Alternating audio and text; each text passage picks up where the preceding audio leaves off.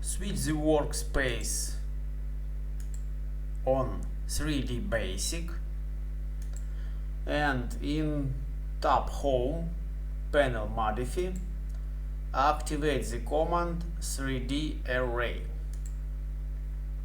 Next steps, left button mouse select object and click right mouse button or click enter on the keyboard. It may be polar array. Enter number of the array. It may be 5. Enter a digit from the keyboard and click enter on the keyboard. Next step, it may be simply click enter.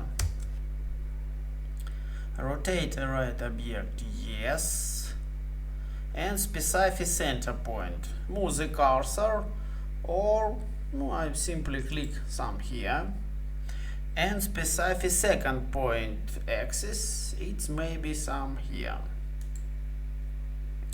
and we have 3D polar array. Next step, I create another array. Activate the command, select object, click left bottom of mouse and click enter on the keyboard. On command line, select option rectangular, move the cursor and click left mouse button. It may be 3, click enter, 3 and click enter, and another one 3, click enter.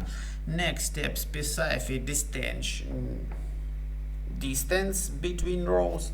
It may be 200, no 200, 500. Click enter. Another one 500 and another one 500 and click enter, and we have another array. I show you.